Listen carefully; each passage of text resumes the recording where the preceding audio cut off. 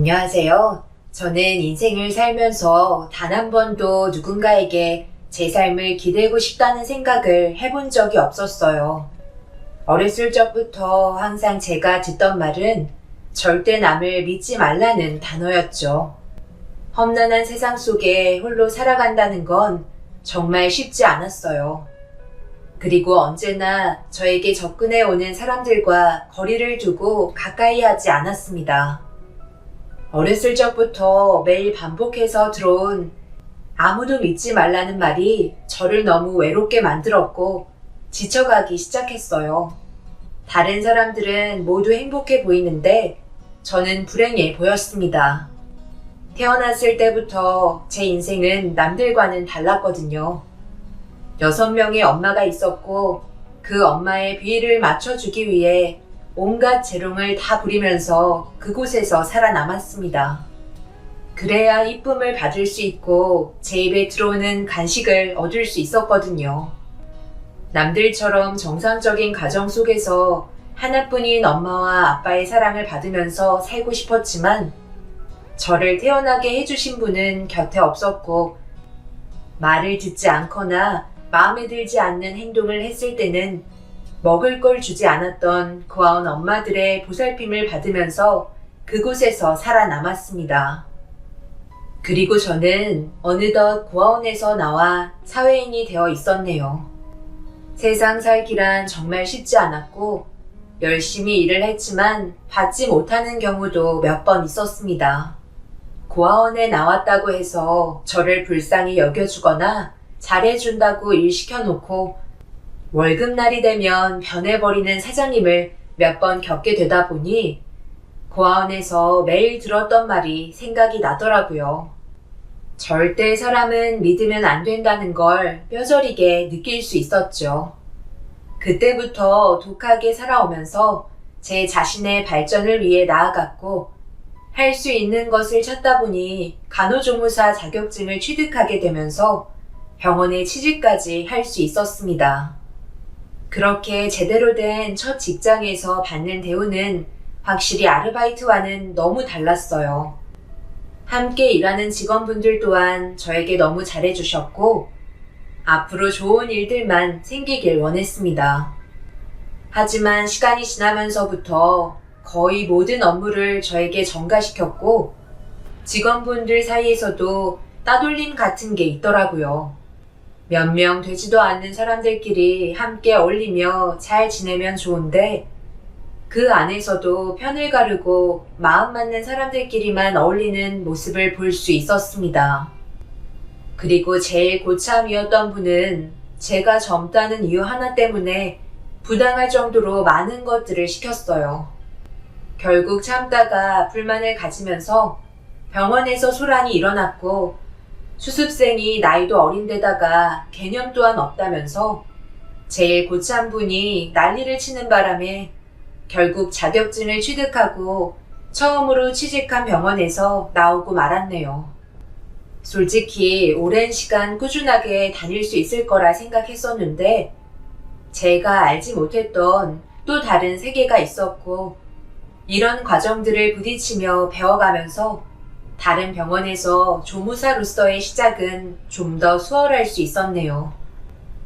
그런데 이곳에서 저에게 예상하지 못한 일들이 펼쳐지기 시작했고 2번 다시 기억하고 싶지 않을 만큼 끔찍한 사건이 있었습니다. 최 간호사가 우리 병원에서 근무한 지 벌써 2년이 넘었죠. 그동안 뒤에서 지켜봤는데 큰 문제 없이 잘 지내고 있는 것 같아서 다른 불편한 건 없는지 궁금해서 개인적으로 자리를 만든 거예요. 불편하게 생각하지 말고 편하게 식사해요. 원장님께서 그동안 잘 챙겨주신 덕분에 처음으로 정상적인 직장을 다닐 수 있어서 저도 감사하게 생각하고 있어요. 최 간호사 사정이야 우리 병원 사람들이 다 알고 있는데 당연히 챙겨줘야지. 내가 걱정하는 건 2년 동안 정말 잘해오긴 했지만 아직까지 거리감을 느끼고 있는 분들이 많더라고요. 그래서 본인들도 거리를 두게 된다고 하던데 그렇다고 그게 나쁘다는 건 아니야. 가까워질수록 상처도 많이 받을 수 있는 환경에 놓일 수 있고, 여긴 직장이니까 서로 조심하기 위해서 어느 정도 거리를 둔다 하지만 사적 모임은 아예 참석조차 하지 않는다면서요? 공식적인 자리야 그렇다 쳐도 간호사분들끼리 할 얘기도 많을 텐데 재간호사만 빠지는 그런 행동들이 나중에는 눈에 가시처럼 느껴질 수도 있어요. 간호사분들 사이에서도 그런 자리를 원하지 않는 분들도 계실 테지만 여긴 사회이기 때문에 어쩔 수 없이 함께하는 거지. 내 말 무슨 뜻인지 잘 알겠죠? 다음에는 함께 어울렸으면 좋겠네요. 나는 최 간호사가 우리 병원에서 오랫동안 일을 해주길 원하기 때문에 내 귀에 들어온 이런 일들을 알려주는 거예요. 원장님은 항상 저에게 친절하셨고 사소한 거 하나라도 챙겨주려 하셨어요. 워낙 간호사분들을 잘 챙겨주기로 입소문까지 나서 이 병원에 취직하고 싶어 할 정도로 원장님을 높게 평가하고 있었습니다. 거기에다가 나이도 젊어서 간호사들 사이에서 인기도 많았어요. 그렇게 원장님과 좋은 시간을 가지면서 병원이 어떻게 돌아가는지도 듣게 되었고, 제가 더 잘해야겠다는 생각에 다음날 출근할 때부터 조금씩 마음을 열어 먼저 다가가면서 함께 어울리는 모임에도 빠지지 않았습니다. 솔직히 제가 다니던 병원에서 2년 가까이 일을 해왔었기 때문에 다른 직장을 알아보고 싶지 않았어요. 함께 일하시는 분들과 정도 많이 쌓였고 다들 좋으셔서 오랜 기간 한 곳에 머물고 싶었습니다. 그렇게 직장 동료분들과 함께 퇴근 후 술자리를 가졌는데 제일 오랜 기간 근무하셨던 분이 저에게 한마디 하셨어요. 하지만 저는 그 말을 믿기 어려울 정도로 충격을 받았습니다. 최쌤, 저번에 원장님이랑 개인적으로 식사 자리 가졌었다며? 당연히 여러 가지 일정의 문제로 직원 관리 차원에서 불렀겠지만 다음부터는 피하는 게 좋을 거야. 나중에 피해보는 건 최쌤이거든. 내 동생 같고 사정이 딱하니까 이런 거 알려주는 거야. 이제 사회에 첫 발을 내딛고 꿈틀거리기 시작했는데 제쌤이 피해를 보면 안 되잖아? 무슨 핑계를 대더라도 다음부터는 개인적인 자리는 피했으면 좋겠어. 겉으로는 착하고 잘해주는 것처럼 보여도 워낙 이중인격을 가지고 있는 사람이라 조심하는 게 좋거든. 지금은 믿기지 않겠지. 제쌤한테 워낙 잘해주니까. 그런데 시간이 지나고 나중에 분명 알게 되는 날이 올 거야. 병원에서 제일 오랜 기간 근무하셨던 분이 원장님을 조심하라는 말과 함께 이중인격을 가지고 있다고 경계해야 된다며 저를 걱정하고 있었어요. 솔직히 제가 충격을 받고 있었던 건 간호사분들 중에서 제일 친근하게 다가가고 오랜 시간 원장님 옆에 머물러 있던 사람이 저에게 그런 말을 하니까 받아들이기가 어려웠어요. 그냥 제가 원장님과 함께 식사를 했다는 거에 질투하고 있는 것 같은 느낌만 받았습니다. 그렇게 동료분들과의 자리를 끝낸 뒤 하루를 마무리했고 다음날 출근해서 병원 오픈 준비를 하고 있는데 지저분해진 걸레를 빨려고 화장실에 들어가려던 순간 창밖에 원장님의 차가 보이길래 어제 직원분이 했던 얘기가 떠올라 차에서 내리는 원장님의 모습을 빤히 보고 있었어요.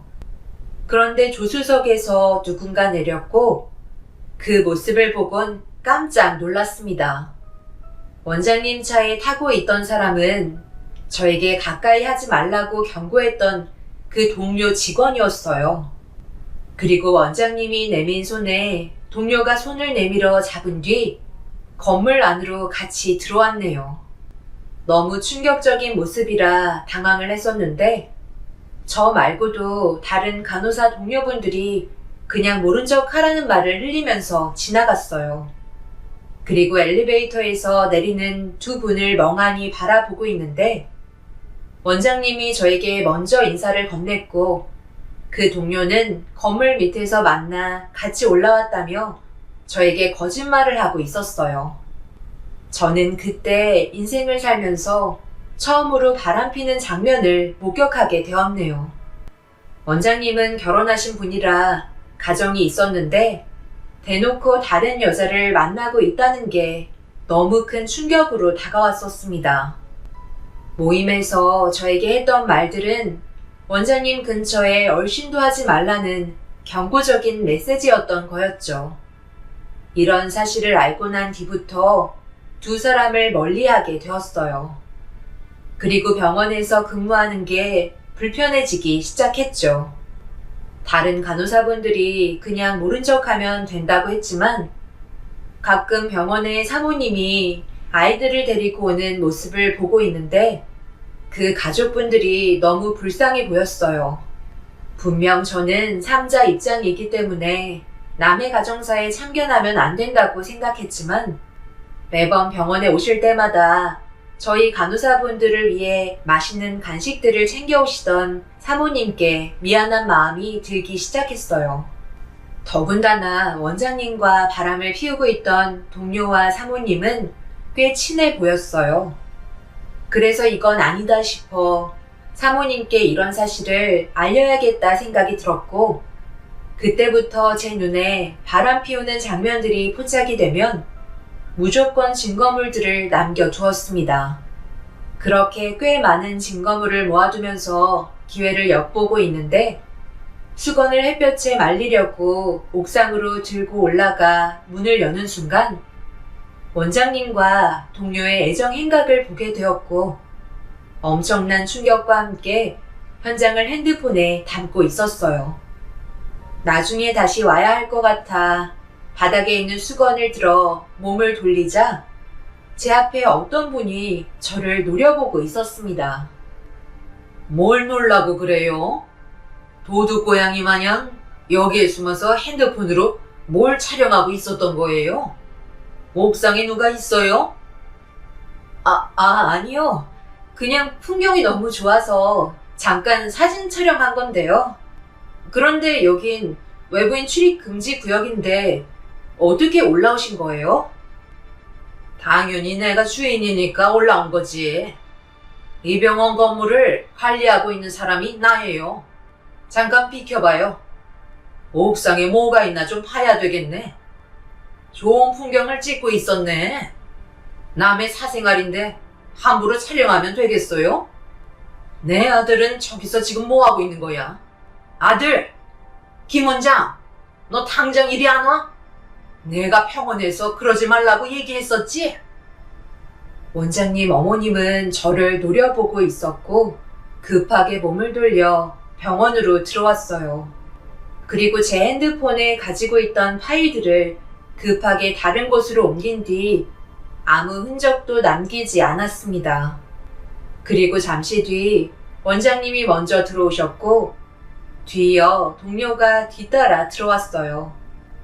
저는 아무렇지도 않은 척 물건들을 정리하고 있었지만 이미 심장은 요동치고 있었습니다. 분명 그 어머님께서 제가 목격하고 촬영했다는 사실을 원장님에게 말했을 것 같은 느낌이 강하게 들었고 잠시 뒤 어머님이 병원으로 들어와 저를 따로 불렀어요. 내가 말을 돌려서 하는 성격이 못 돼서 그냥 솔직하게 얘기할게요. 딱 봐도 사회초년생 같은데 지금부터 하는 얘기를 잘 듣고 어떤 판단을 내릴지 결정을 해야 될 텐데 그쪽에 인생이 달려있을 만큼 중요한 사항이니까 신중하게 움직였으면 좋겠네. 아까 옥상에서 촬영한 거 나한테 돌려줘야 할 것 같은데 혹시 지금 가지고 있는 전 재산이 얼마나 있는지 내가 좀 알 수 있을까? 한 500 정도 되는 것 같은데요? 그런데 제가 가진 재산을 왜 알려고 하시는 거죠? 저는 풍경을 촬영했었다니까요. 내가 분명 판단을 잘해야 된다고 얘기했을 텐데 그냥 궁금해서 물어보는 게 아닌 거 잘 알잖아. 촬영한 거 원본 나한테 넘기면 지금 가지고 있는 재산의 10배를 이 자리에서 계좌로 보내줄 테니까 그 영상만 나한테 넘겼으면 좋겠네. 그걸 촬영한 목적이 있을 거 아니야? 당연히 돈 때문에 걔를 엿보고 촬영한 거 아닌가? 그러니까 돈을 주겠다고. 그리고 아무렇지도 않게 그냥 지금 하는 일 하면 되는 거야. 어때? 쉽지? 나는 시끄러워지는 거 정말 싫어하거든? 그리고 내가 시간이 많지가 않아. 빨리 결정을 해줬으면 좋겠는데. 나한테 영상을 넘기고 돈 5천을 가져갈래? 아니면 간호사 일도 잘리고 개인 사생활 침해죄로 법정으로 소송을 당할래? 나는 번거롭게 하는 거 딱 질색이거든. 좋게 얘기할 때 순순히 따라와 줬으면 좋겠네. 어머님은 저에게 돈을 주겠다며 옥상에서 원장님과 동료가 애정 행각을 벌이는 장면을 촬영한 영상의 원본을 원하셨어요. 만약 어머님의 말을 따르지 않는다면 법적으로 저를 고소하겠다며 무섭게 다가오셨고, 어쩔 수 없이 개인 사이트에 저장해 두었던 원본 파일을 어머님에게 넘겨주는 게 아무런 힘도 없는 제가 살아갈 수 있는 최선의 방법일 것 같아 핸드폰을 켰는데 누군가가 어머님을 부르며 다가왔어요. 고개를 돌려 얼굴을 확인하니 사모님이셨습니다.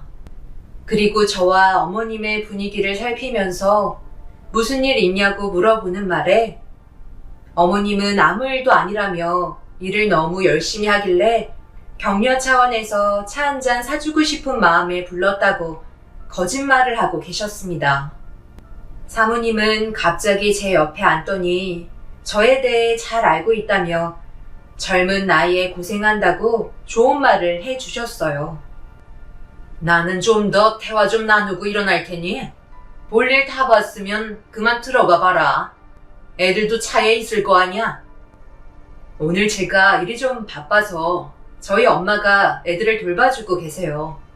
그래서 무슨 말씀 나누고 있으셨어요? 네가 굳이 알 필요는 없잖아. 일이 바쁘다면서 여기 앉아있을 시간은 있니? 우리 지금 대화하고 있으니까 자리 좀 비켜줬으면 좋겠는데. 나도 한가하지 않기 때문에 대충 얘기 끝내고 자리에서 일어날 거다. 우리 자리 좀 옮겨서 얘기할까? 왜요? 그냥 여기서 하면 되지. 제가 들으면 안 되는 거라도 있나요? 오늘따라 어머님 상당히 예민하신 것 같으신데요? 최간호사라고 했나?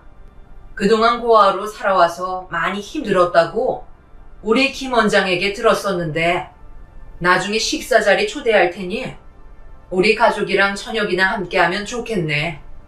엄마가 차려준 밥상을 한 번도 먹어본 적 없었을 거 아니야?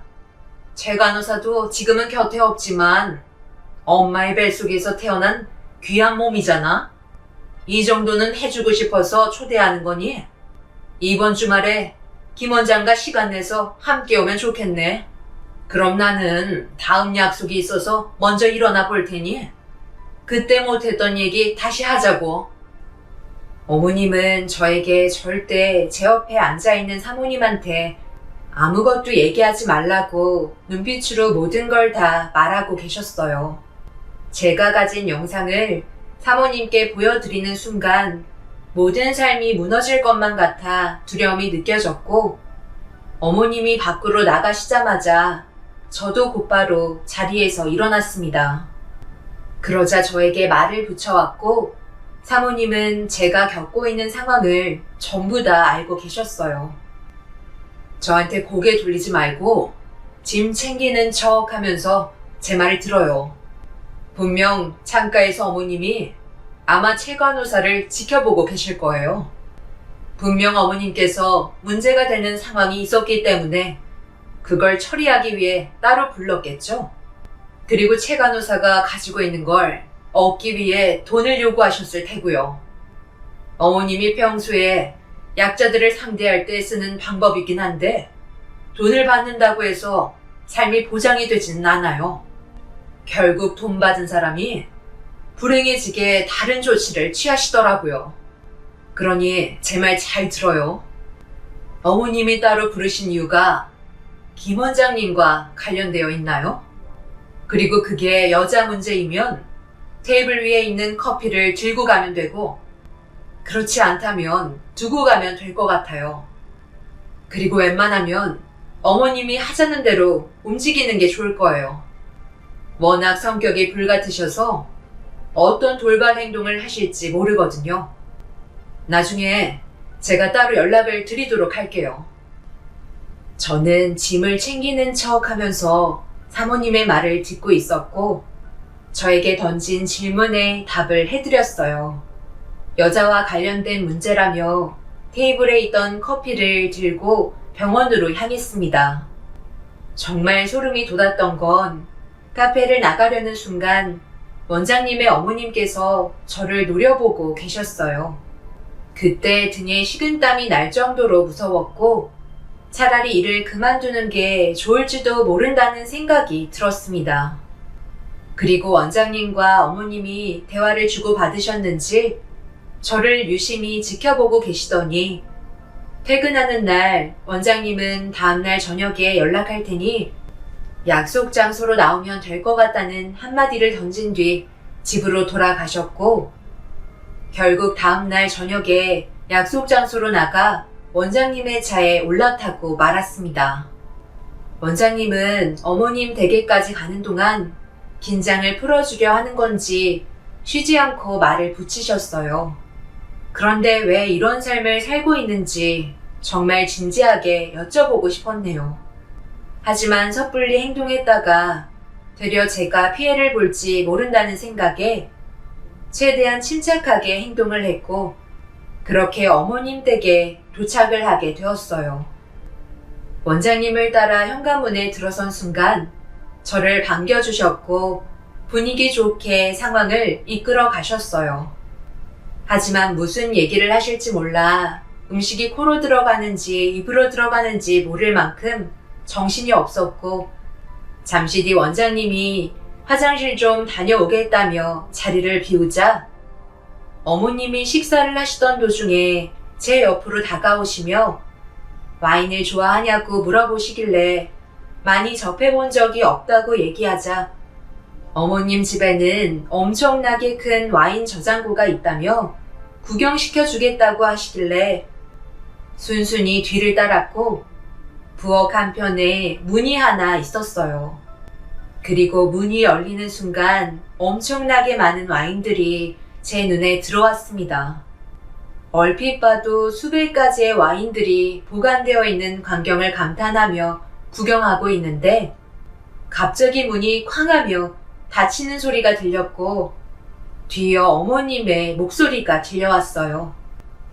나는 우리 김 원장의 인생을 가로막는 사람들을 지금까지 전부 다 차단해왔어. 수단과 방법을 가리지 않았지. 너 또한 마찬가지야. 감히 내 아들을 차용해서 앞날을 무너뜨리려고 해? 당연히 다른 곳에 옮겨놓았겠지. 여기까지 오는데 아무 생각 없이 순순히 따라왔겠어? 핸드폰 비밀번호 뭐야? 당장 얘기하지 않으면 와인 창고 온도를 급격하게 내려버리겠어. 너는 결국 저체온증으로 이 세상을 떠날지도 모르지. 하지만 그건 단순 사고로 처리하면 끝이라고. 고아로 태어난 너까지 게 할 수 있는 게 뭐가 있을 것 같은데? 이래서 사람은 함부로 믿어서는 안 된다는 거야. 너도 당연히 돈 받을 생각에 기분 들떠서 여기까지 왔겠지. 어린 게 돈 냄새는 기가 막히게 알아서는 우리 집안을 이용해서 한몫 챙기려 들어. 저는 그런 생각한 적 단 한 번도 없었어요. 그저 원장님이 잘못된 행동을 하고 계셔서 사모님께 알려드리려 했던 것 뿐이라고요.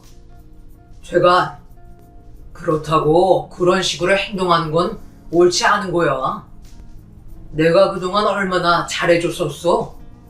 남의 가정소에 참견하면 당연히 피해보는 건 체간이라고.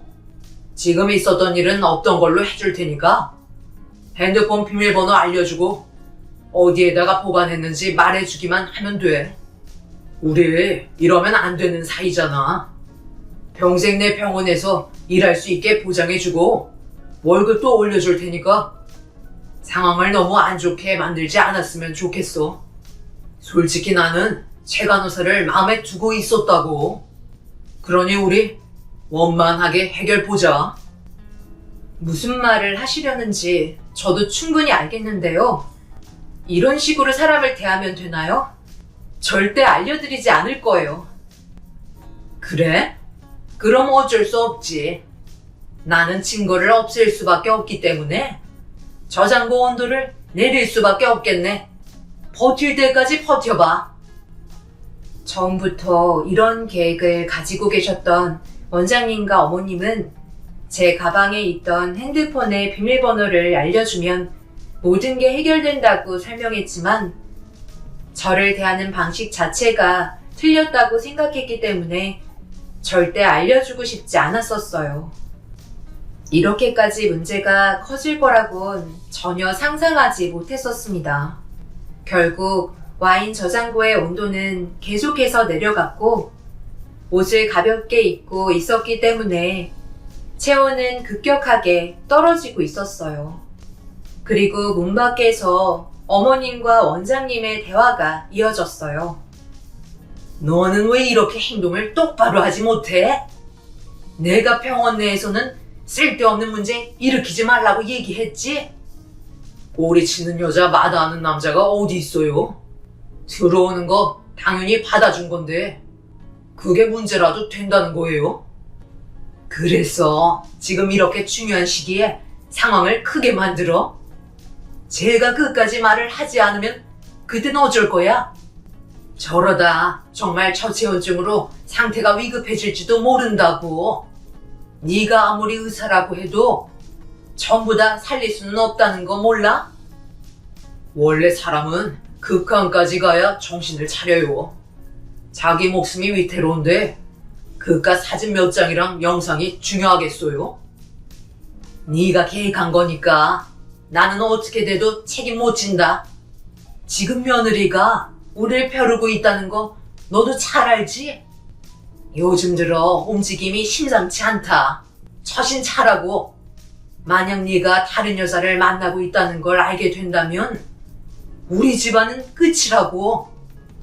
원장님과 어머님은 심각한 대화를 주고받았고 저는 쉬지 않고 계속해서 체온이 떨어지지 않게 움직이고 있었어요.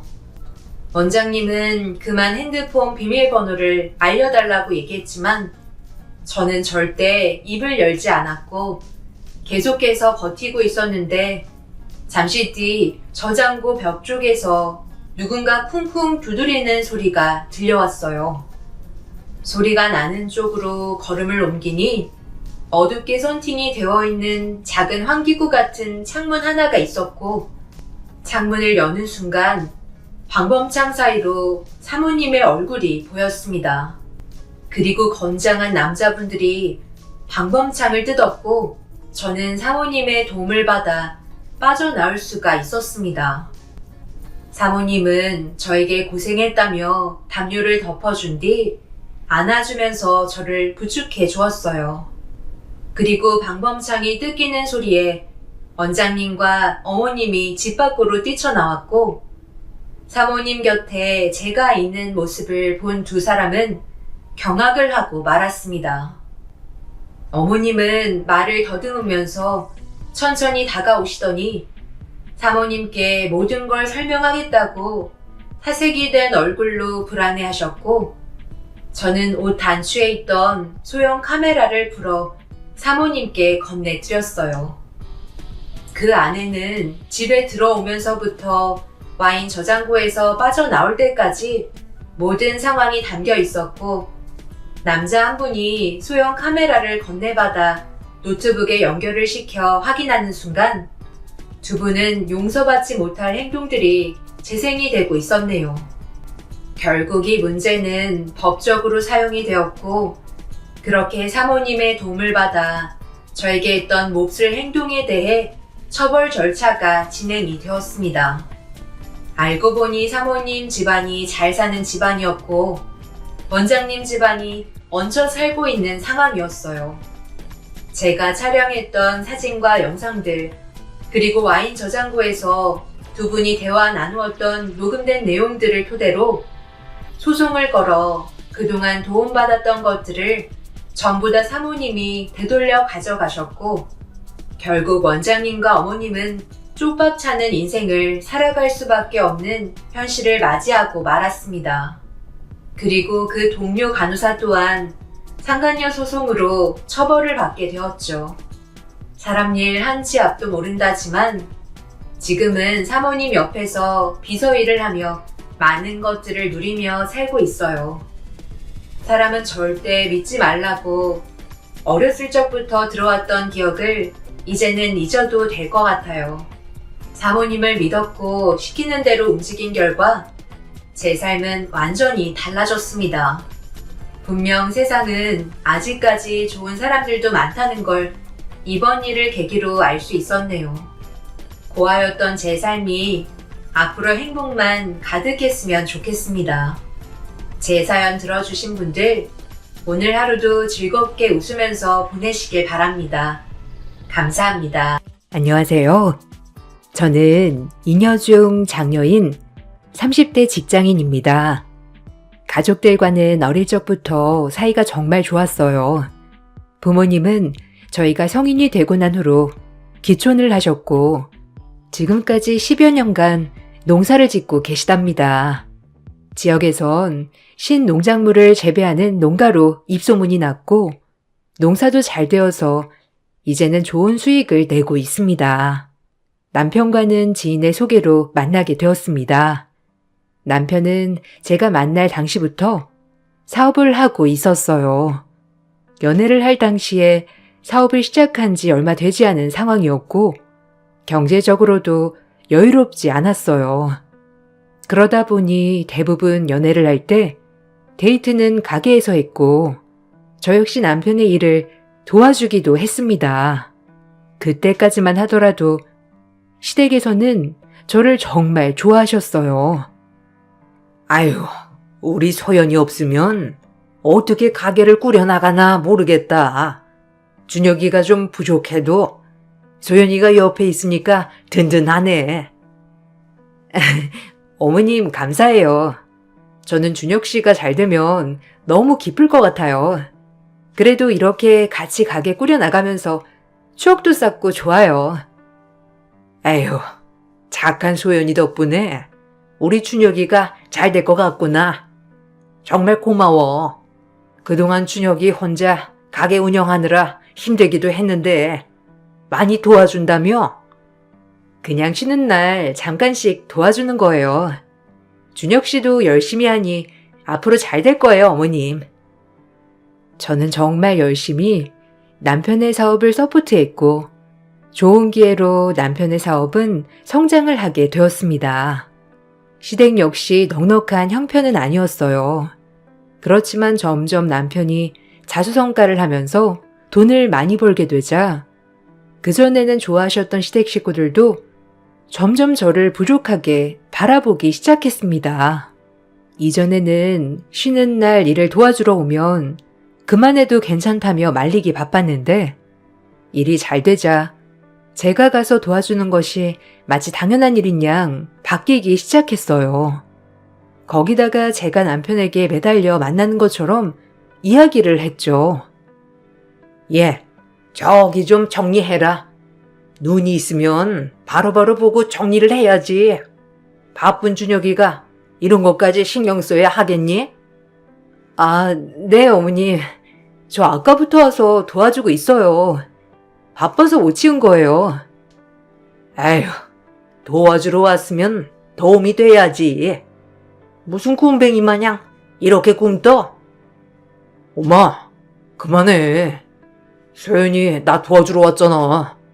요즘 왜 이렇게 잔소리가 드실까? 아이고 준혁아, 이제 쟤 그만 오라고 해라. 옆에서 이렇게 네 사업장에 자꾸 왔다 갔다 하면 다른 사람들이 오해해. 이제 그만 오라고 좀 해. 아, 무슨 오해해? 연애하고 있는데 오해할 게 뭐가 있어? 아니, 너넨 결혼한 것도 아닌데 이렇게 계속 붙어 있으면 다 결혼한 줄 안다니까. 그러니 앞으로 생각해서라도 그만 오라고 해. 엄마, 무슨 소리야? 나 소윤이랑 결혼할 거야. 얘가 정말? 네 수준이 있지. 무슨 쟤랑 결혼한다는 거니? 엄마, 그런 말 할 거면 가게 오지 말고 그만 가. 소윤이 들어오. 저희는 10년의 연애를 했어요. 사업을 운영하던 순간부터 잘된 이후까지 저는 쉬는 날이면 남편의 일을 도왔습니다. 남편이 종업원을 구하기 어렵다고 얘기를 했을 때에도 일이 끝나면 가서 도와주기도 했어요. 거기다가 낮에 급하게 청소를 해야 한다면 가서 청소도 해주었습니다. 이건 사랑하는 연인이기 때문에 가능한 일이었죠. 저는 진심으로 남편이 성공하기를 바랐습니다. 그러다가 열심히 노력한 끝에 남편이 성공을 하니 정말 뿌듯했어요. 남편은 그런 저에게 고맙다고 항상 얘기를 했었죠. 저 역시 그런 남편의 마음을 믿고 시댁 식구들이 나를 탐탁치 않아 해도 괜찮을 거라 생각했습니다. 소연아, 나는 결혼을 해도 너랑 할 거야. 그리고 평생을 산다면 너랑 살 거고. 그러니까 누가 어떤 말을 하든지 신경 쓰지 마. 너만 내 곁에 있으면 앞으로 어떤 일이든 다 할 수 있을 것 같아. 우리 결혼하자. 준혁 씨, 난 준혁 씨가 잘 되는 게 너무 기쁘고 행복해. 그렇지만 준혁 씨 주변 사람들은 나를 별로 좋아하지 않는 것 같아. 에이, 그런 거 신경 쓰지 마. 나 너 아니면 평생 결혼 안 한다고 이미 얘기했어. 결혼은 다른 사람이랑 하는 것도 아니고 나랑 하는 거잖아. 나만 믿고 결혼하자. 준혁 씨, 고마워. 저는 남편을 사랑했기에 결혼을 생각하면 행복할 수 있을 거라 생각을 했습니다. 이때까지만 하더라도 남편은 저를 무엇보다 소중한 사람이라 생각했기 때문이었어요. 처음에는 저도 남편과의 헤어짐을 크게 고민했지만 남편은 주변의 생각 따위는 신경 쓰지 않는다며 자신은 나와 함께 평생을 같이 하고 싶다고 얘기를 했습니다. 그런 남편의 마음에 저는 결혼을 다짐하게 되었어요. 결혼 후 신혼 때는 남편도 정말 바쁘지만 저에게 잘해주었고 저 역시 너무나 행복한 시간을 보냈습니다. 그렇지만 점점 시간이 지나면서 남편의 태도는 바뀌기 시작했어요. 남편의 사업은 시간이 지날수록 더 잘 되었습니다. 그러다 보니 남편에게 접근하는 사람들도 많아졌고 바쁘게 지내다 보니 저와 보내는 시간들도 줄어들기 시작했죠. 사실 남편의 사업이 잘 되는 그 이면에는 제 노력도 있었어요. 남편이 사업을 운영하는 초창기 때부터 저는 SNS를 운영했습니다. 이곳저곳 홍보도 하고 글도 꾸준히 남기면서 사람들이 제가 운영하는 SNS를 좋아해주기 시작했어요. 그러다 보니 저의 SNS를 사람들이 많이 찾아주기 시작하면서 가게는 잘 되기 시작했던 것이죠. 특히나 가게에는 저의 정성이 들어간 부분들이 정말 많았어요. 가게가 잘 될수록 남편은 바빴고 가끔씩 방문하는 시댁에는 새로운 물건들이 하나둘씩 생겨나기 시작했습니다. 어머님, 냉장고 바꾸셨어요? 어머, TV도 바꾸셨네요? 아, 그래. 이번에 가전들 싹 다 바꿨다. 준혁이가 이번에 다 바꿔줬지. 역시 애가 세심하니까 이런 것도 다 바꿔주고 이래서 큰아들밖에 없다고 하나보다. 아, 그렇구나. 준혁 씨가 저한테는 별말 안 해서 몰랐어요. 얘, 너한테 얘기할 게 뭐 있니? 어차피 준혁이 돈으로 바꾸는 건데 네가 여기에 뭐 한 푼이라도 보태준 것도 아니고 뭘 말하라는 거야? 에이, 그래도 어머님, 이런 건 말해줘야죠. 제가 친정집 가전들 다 바꿔주고 말 안 하면 좀 그렇잖아요. 네가 번 돈이 있어서 친정 가전들을 다 바꿔줘. 거기는 준혁이 돈이 들어가겠지. 그렇지만 여기 집은 너 돈 한 푼도 안 들어갔으니 걱정하지 말거라. 시댁에는 갈 때마다 고급스럽고 새로운 물건들로 채워지기 시작했습니다. 거기다가 외식을 한번 할 때도 항상 고급 음식들로 먹기 시작했죠. 그럴 때마다 저는 친정 생각이 났지만 사실 남편이 너무 바쁘고 시간이 없다 보니 거기까지는 신경을 쓰지 못할 수도 있겠다 싶었어요. 대신 내가 잘 챙기면 되겠지 생각을 했었죠. 남편은 가게를 운영하다 보니 명절 때도 바빴습니다. 시댁에 그래서 저 혼자 가서 명절을 보내고 친정에도 혼자 가야 하는 날이 정말 많았어요. 어떤 행사든지 남편은 바쁘다는 이야기로 참석을 하지 않았죠. 더욱 마음이 아팠던 것은 친정 식구들은 이런 남편의 상황을 모두 이해했다는 것이었어요. 엄마, 아빠, 오늘도 남편이 바쁘다고 못 왔어. 에이구, 그러니? 그래, 가게 운영하느라고 얼마나 힘들겠어. 마음대로 쉬지도 못하고 힘들겠지. 엄마랑 아빠는 괜찮으니까 신경 쓰지 마. 아, 그럼. 우리도 사업 안 해본 것도 아니고 평생 가족인데 이럴 때 안 봤다고 서운하다는 게 말이 안 되지 뭐. 괜찮으니까 장서방도 신경 쓰지 말라고 전해주렴. 괜히 우리에게 꺼내면 신경 쓸 수도 있으니까 혹시나 미안하다고 하면 그럴 필요 없다고 해. 엄마랑 아빠는 좀 서운하지 않아? 그래도 사이인데 행사도 제대로 참석 안 하고 얼굴 안 본 지도 꽤 됐잖아. 에휴, 어쩔 수 없지. 장서방이라고 그러고 싶어서 그러겠어? 그래도 열심히 일하니까 가게도 잘 되고 얼마나 좋니? 조금 서운해도 참다 보면 좋은 날 오니까 너도 너무 마음에 담아두지 말고. 우리는 거기다가 이렇게 시골에 사니 시간 내서 한 번 오는 게 얼마나 어렵겠니? 그래 소연아, 젊을 때 고생은 사서도 한다고 하잖니. 아직 젊으니까 좀 더 노력해서 빨리 기반 잡으려고 하는 거겠지. 그러니 너무 서운해 말고 신경 쓰지 말아라. 앞으로 얼굴 볼 날이 얼마나 많은데 이거 가지고 서운할 필요 하나도 없다.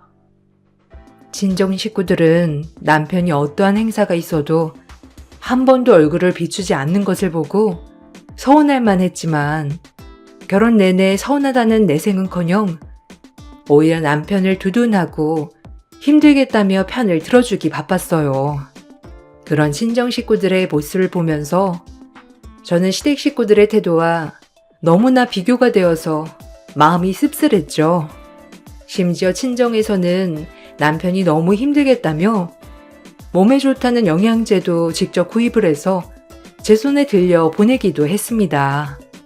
거기다가 건강에 좋다는 비싼 음식들도 주기적으로 집에 보내주었죠.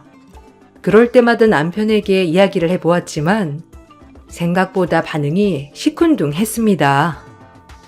여보, 이거 엄마 아빠가 당신 고생한다면서 보내온 영양제야.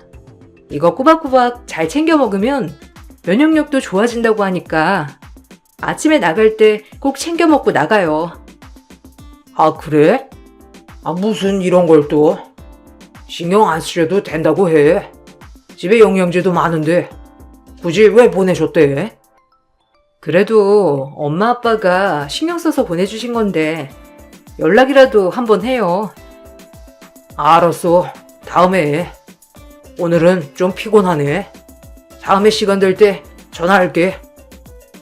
남편은 친정 부모님께 전화는커녕 고맙다는 말을 전달해달라는 말도 하지 않았어요.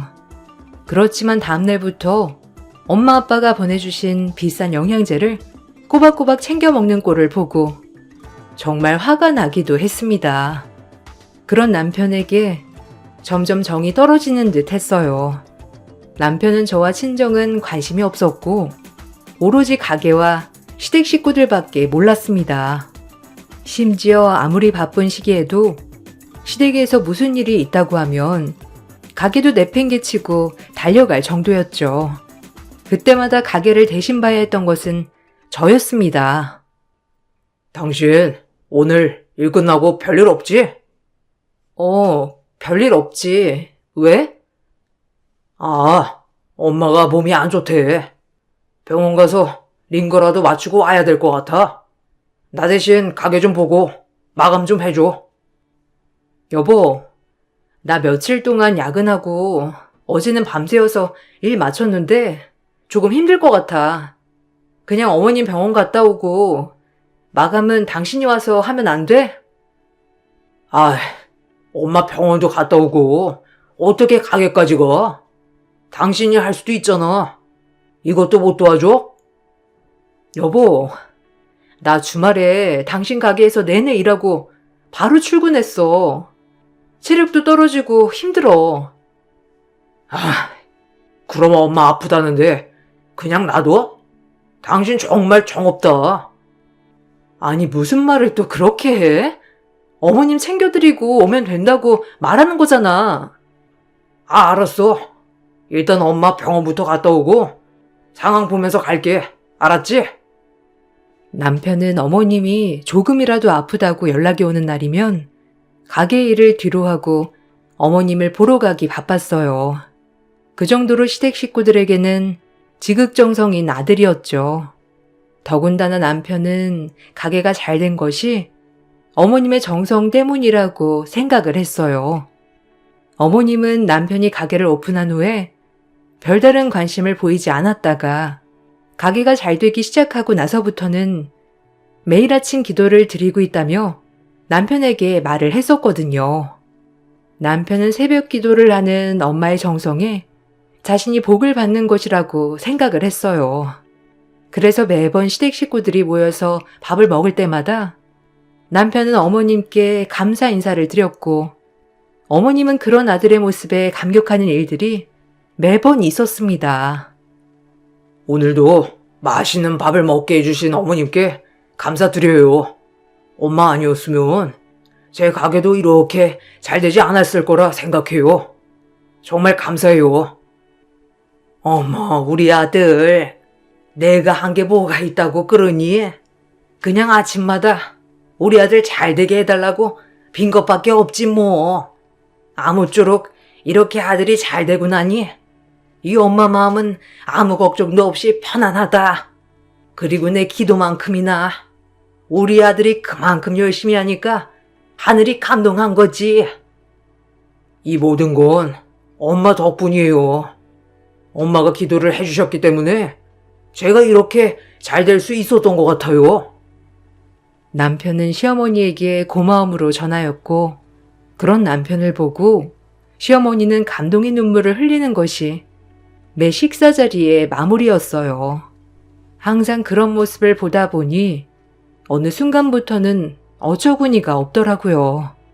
사실 가게가 잘 되지 않자 가게 콘셉트를 바꾸고 리모델링을 해보는 건 어떠냐며 제안을 했던 것도, 가게 내부 인테리어를 구상했던 것도, SNS 홍보를 했던 것도 모두 저였지만 그것에 대해서는 한 번도 고맙다는 말을 들어본 적이 없었거든요. 제 일을 하면서도 틈내서 항상 홍보글을 작성하고 이벤트를 열고 가게 일을 도와주었지만 저에게는 고맙다는 말을 하지 않는 것이 어쩐지 기분이 상했습니다. 당신, 근데 나는 하나도 안 고마워? 갑자기 뭐가 고마워? 아니, 당신 가게 인테리어며 홍보며 가게 메뉴며 다 내가 해줬는데 당신은 나한테 한 번도 고맙다고 한 적이 없잖아. 아니, 그게 왜 고마워? 그냥 당신이 그런 거 좋아하니까 한 거 아니었어? 거기다가 그게 가게가 잘 됐는데 무슨 보탬이 되었다고 고마워해야 하지? 아니, 뭐야? 진심이야? 당신 좀 말을 이상하게 한다. 솔직히 인테리어 바꾼다면서 돈도 더 들어가고, 가게 메뉴도 원래 있던 거 바꾸면서 고생하고, 홍보는 솔직히 그렇게 해도 별 효과도 없었잖아. 근데 가게가 잘 되는데 뭐가 도움이 되었다는 거야? 무슨 말이야. 당신 인테리어 바꾸고 손님들이 포토존이라며 사진 매번 찍어간다면서 좋아했잖아. SNS로 홍보 열심히 하니까 그거 보고 오는 손님들도 많다고 나한테 얘기한 거 아니었어? 맞아. 맞긴 한데 그게 가게가 지금까지 크는데 도움이 된 건 아니라는 거지. 그러니까 당신한테 고마워할 건 없는 거 아니야? 그럼 지금까지 난 별로 도움도 안 되는 일을 했다는 거네? 그렇지. 내가 그렇게 하라고 한 것도 아닌데 당신이 하고 싶어서 한 거잖아. 가게 잘 되는데 네가 뭐 한 게 있다고 그렇게 얘기를 해? 거기다가 요즘 누가 SNS 보고 맛집을 찾아? 그냥 물어 알아서 오는 거지. 남편의 말에 저는 정말 황당했습니다. 그간 제 일을 하면서도 틈내서 남편의 일을 도와주었는데 그거에 대한 고마움이 전혀 없다는 것을 알게 되었죠. 이때 이후로 저는 남편에 대한 정이 뚝뚝 떨어지기 시작했습니다.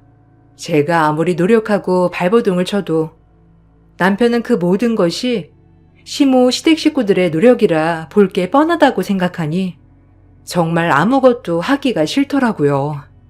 남편과의 관계가 서먹서먹하게 지나갈 즈음 제 동생이 결혼을 하게 되었습니다. 남편은 역시나 제 동생의 결혼 소식에도 시큰둥한 반응을 보였죠. 우리 동생 결혼하는 거 알지? 다다음 주인데 이번에는 가게 때문에 못 간다고 하지 말고 꼭 참석해. 그래도 가족 결혼식인데 참석해야지. 다다음 주? 그때가 가장 바쁜 시기인데 무슨 어떻게 가게 접고 가라는 거야? 그날이 매출이 얼마나 많이 나올 줄 알고 그런 말을 해? 그럼 결혼식에도 참석하지 못한다는 거야? 하나밖에 없는 동생인데 왜 참석을 못해? 아니, 그날 하루 가 계시면 손님들도 싫어하고 가게도 잘 안 찾는다고. 거기다가 그날 매출이 평일 4배는 더 되는데 어떻게 쉬워? 그래서 결혼식 참석을 못하겠다는 거야?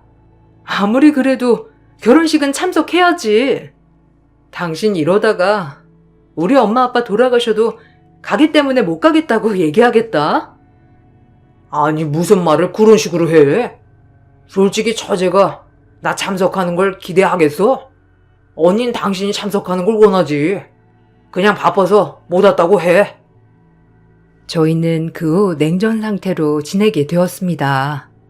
얼마 뒤 동생 결혼식 날 남편은 갑자기 저에게 봉투 하나를 주면서 동생에게 가져다 주라며 이야기를 하더라고요.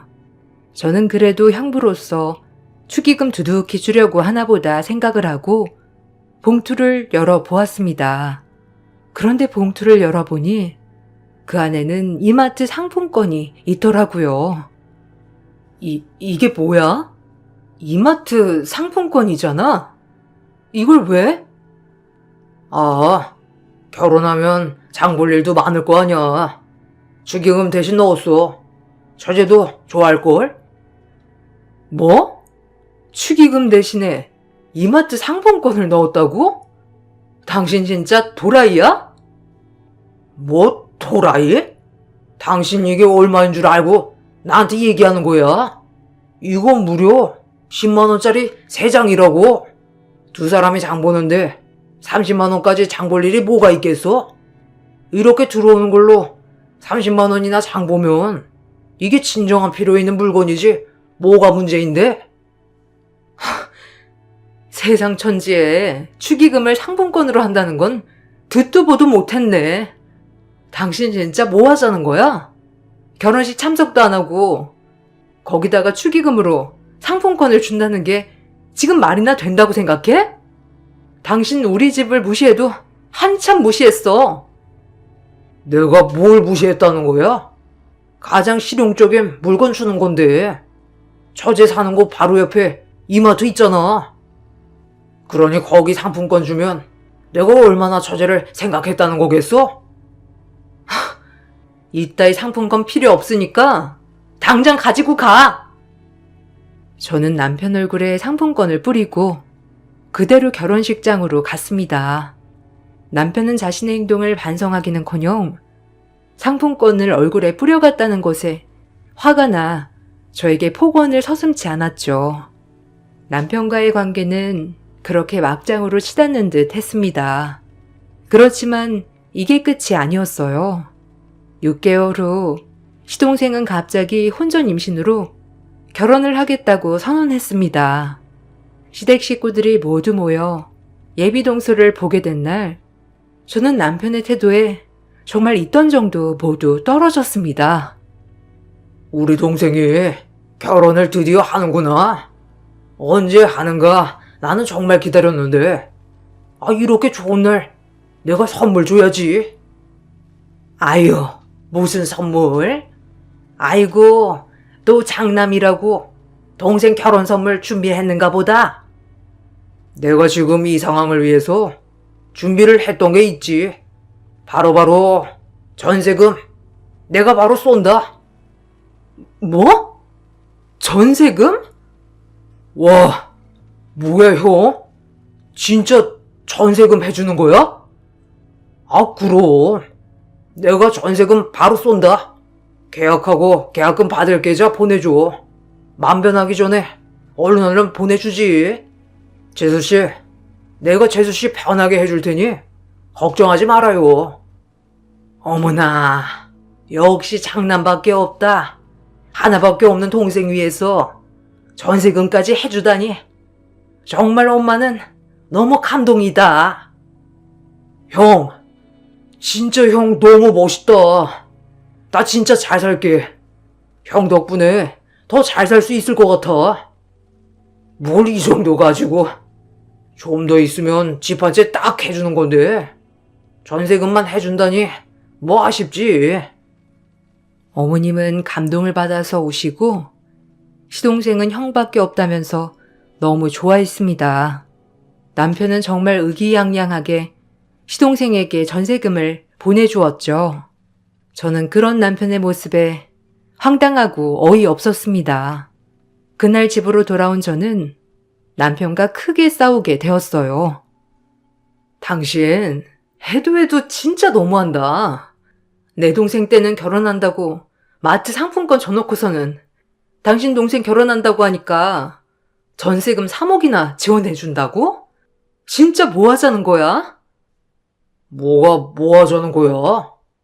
동생이 결혼 안 했는데 형으로서 그 정도도 못 해주나? 뭐? 형으로서?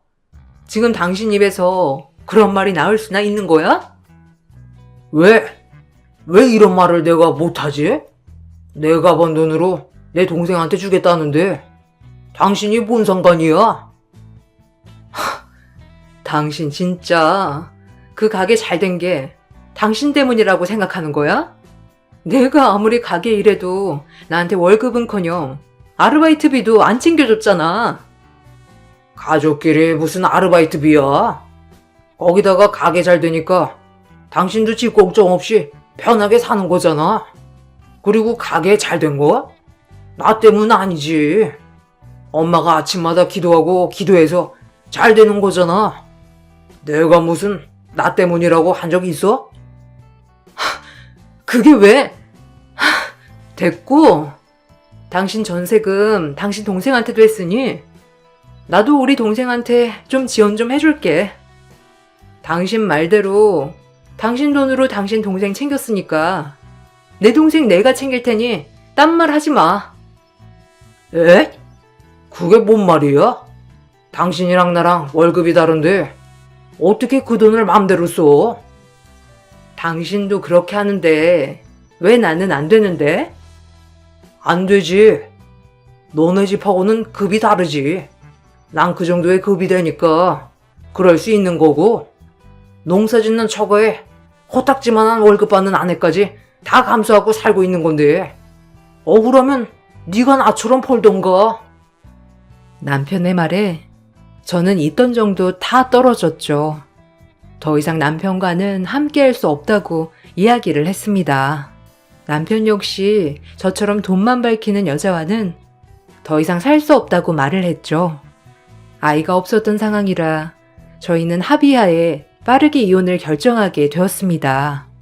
이혼 소식은 서류가 모두 마무리된 후 양가 부모님께 알리게 되었어요. 친정 부모님은 이혼 소식에 매우 놀라셨지만 이내 저의 선택을 존중해 주셨습니다. 이혼을 하고 얼마 뒤 부모님께서는 저와 동생 가족들을 불러 모았어요. 엄마, 아빠, 무슨 일 있어요?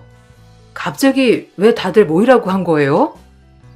아, 다름 아니고 사실 우리가 관리하고 있던 부동산이 있었는데 농사도 짓고 관리도 하다 보니까 좀 버거워서 조금 이르다 생각을 하긴 했지만 지금 상속하는 게 낫지 않을까 싶어. 갑자기 부동산? 엄마 아빠한테 부동산이 있었어? 전혀 몰랐는데. 여러 곳이 있긴 한데 이걸 너희들이 같이 나눠서 가지면 어떨까 싶다. 둘이 더 가지겠다고 싸운다면 나눠줄 생각은 없고. 뭐 상속이면 엄마 아빠 뜻대로 하는 거지만 갑자기 웬 부동산이라는 거야? 엄마 아빠 사업 정리 다 하시고 여기 내려오신 거 아니었어요? 사실 사업은 계속하고 있어. 그냥 전문 경영인을 두고 맡겼을 뿐이고 우리는 자리만 차지하고 있는 거지. 어쨌든 정리를 다 하긴 했는데 부동산이며 이런 건 바로 정리하기가 어렵더라고. 너희들도 있고. 그래. 아무튼 이래저래 큰애도 이혼하고 집으로 다시 돌아오니 이제는 어느 정도 정리를 해야 될 때가 된 것 같아서 이렇게 모이라고 했다. 소연아, 지금까지 우리가 별말은 안 했지만 장서방이 우리 집 무시했던 거, 아니 그 집안 식구들이 모두 무시했던 거 다 알고 있었다. 그래서 결혼하기 전에 이런 거 다 알려야 하나 싶었는데 굳이 밝히고 싶었던 게 아니라서 말은 안 했던 거고.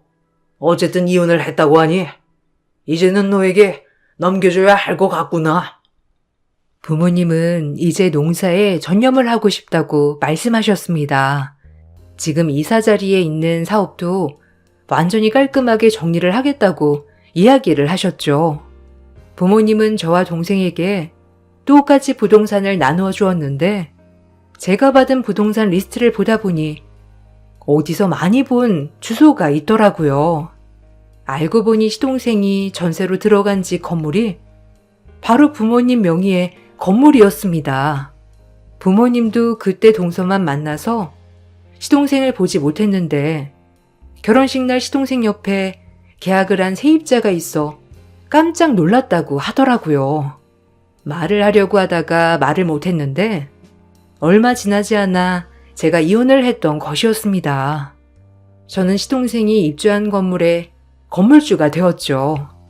저는 아무래도 껄끄러운 사이였기 때문에 시동생에게 계약 연장은 하지 않겠다며 내가 입주를 할 것이니 나가달라고 이야기를 했습니다.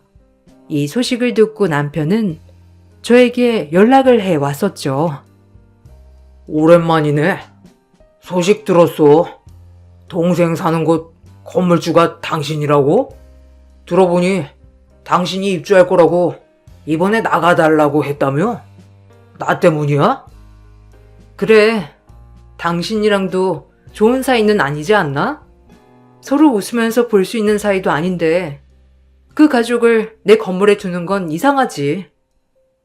당신 혹시 나랑 재결합 생각하고 있어? 뭐? 내가 미쳤니? 아니 그게 아니면 갑자기 동생이 살고 있는 건물을 사들이는 것도 이상하고 거기다가 동생한테 억지로 나가라고 한 다음 나한테 연락 오게 하는 거 아니야? 도대체 뭔 자신감이야? 그런 생각 한 번도 한 적 없어. 어디서 나온 자신감이야? 거울은 보고 다니는 거지?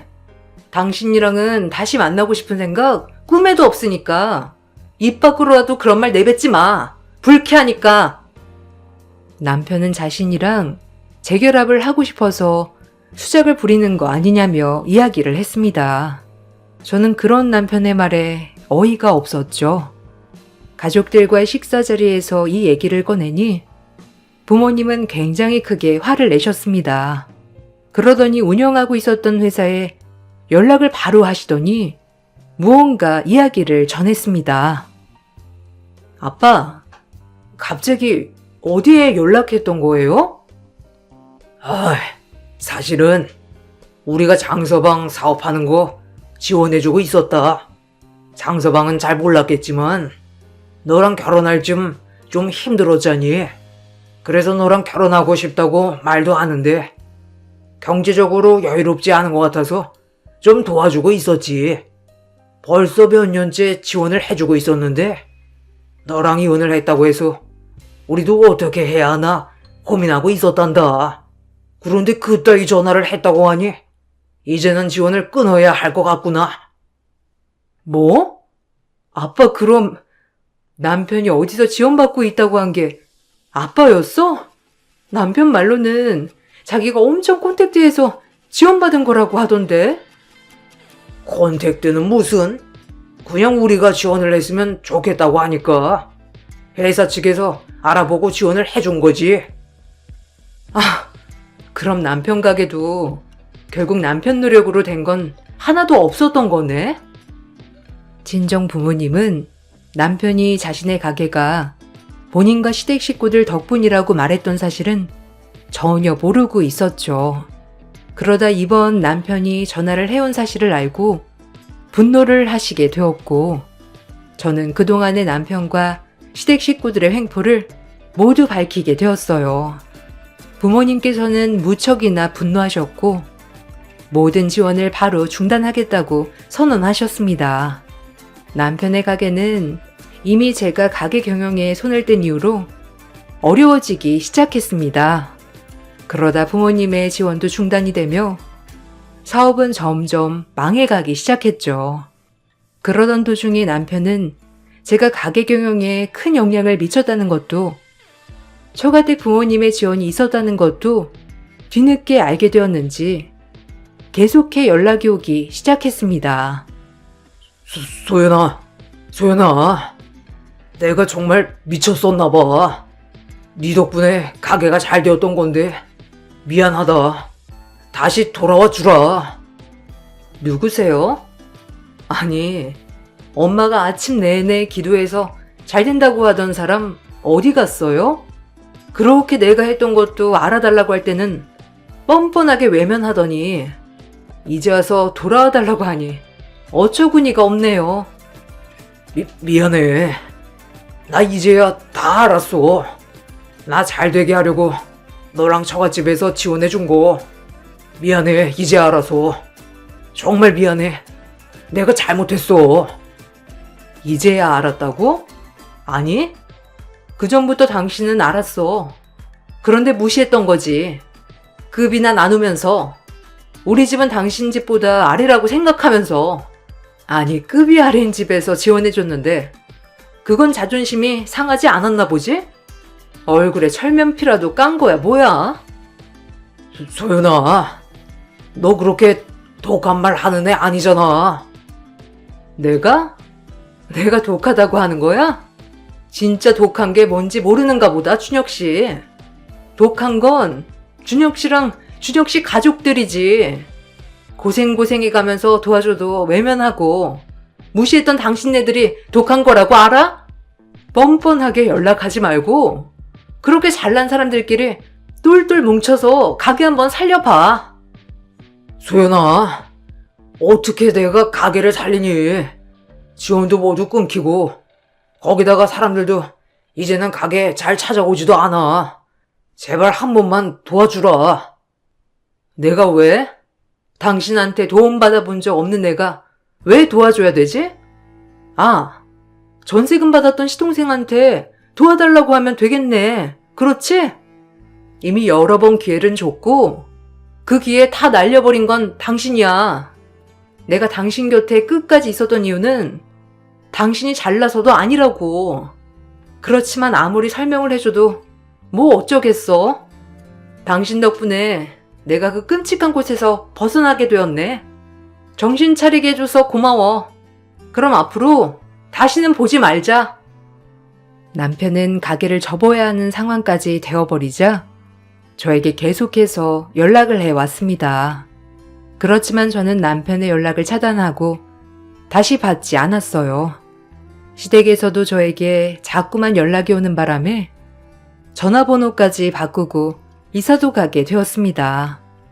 그렇게 남편이 자부하던 가게는 결국 저와 저희 부모님의 도움으로 운영되었던 곳이었다는 사실이 참 씁쓸했습니다. 저의 노력을 인정해주지도 알아주지도 않았던 그 사람들이 너무나 미웠지만 지금은 오히려 그 가족들 사이에서 벗어나게 되어 다행이라 생각하고 있네요. 지금은 누구보다 저의 행동 하나하나를 감사하게 생각해주는 연인을 만나고 있습니다. 앞으로는 좀 더 행복할 날이 오겠죠. 저의 긴 글을 읽어주셔서 감사합니다.